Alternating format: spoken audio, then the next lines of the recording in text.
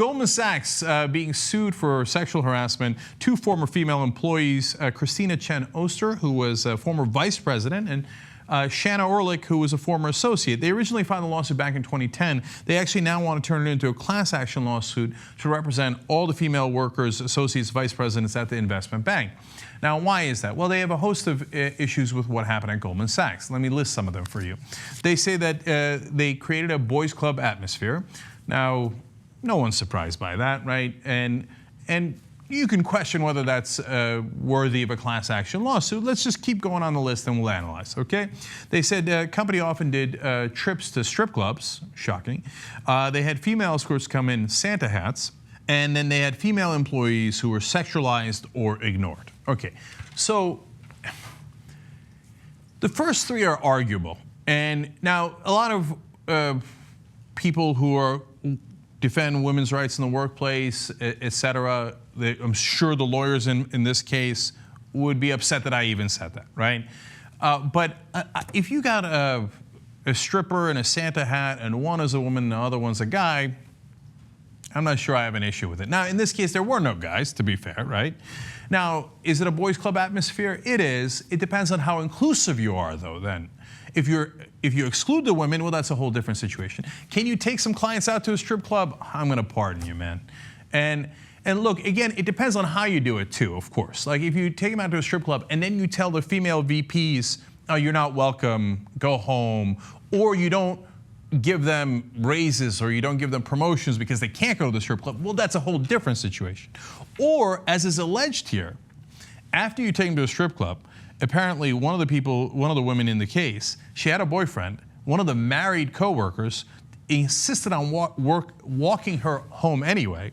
And then she says he pinned her against the wall and started groping her and kissing her against her will. Okay, see, that would be the definition of sexual harassment. Now, she's got to prove it in court, right? You can't just take her word for it. But if they do, that's indisputably sexual harassment, no matter what you think of the first three. But the fourth one, to me, is the most important.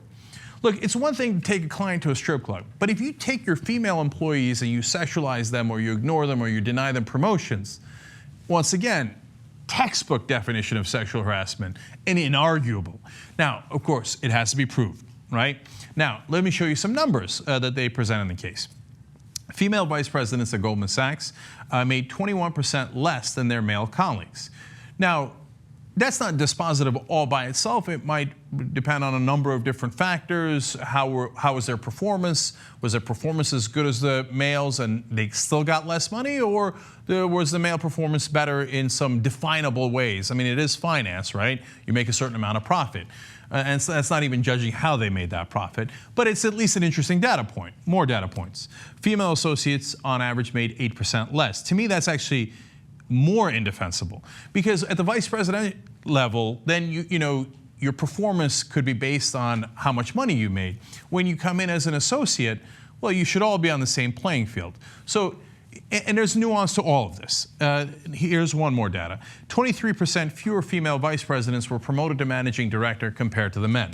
Now, if you can show a pattern here, and it shows clear discrimination, the reason they don't get as much money or as much promotions is because of the discrimination, well, then Goldman Sachs is in a lot of trouble, right? And this whole idea of like, yeah, guys, hey, look at the strippers this and Santa hats that and all this, and you created this like testosterone-filled attitude where women are not welcome or promoted, then you've got an incredibly good case. We'll see if they can prove that. And they also allege this, that women who went on maternity leave were stripped of their responsibilities when they returned. Now, that also would be devastating, and I think that's worse than all the other things, because, obviously, women have children, men don't. They come back to work after a reasonable period of time, and if they lost their responsibilities, I mean, they are clearly then, if you prove it, being discriminated against because they're women. So very curious to see how this plays out. And by the way, it's not just these two women.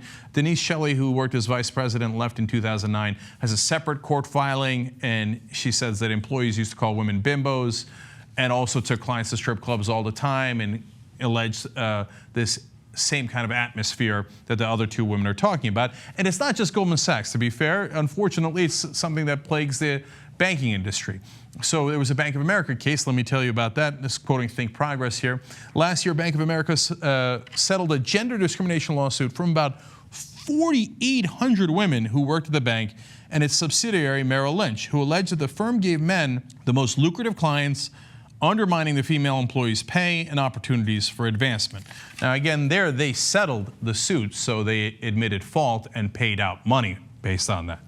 And then finally, to give you a sense of context in the financial industry, women in finance make up 35% of all employees in banking and securities trading.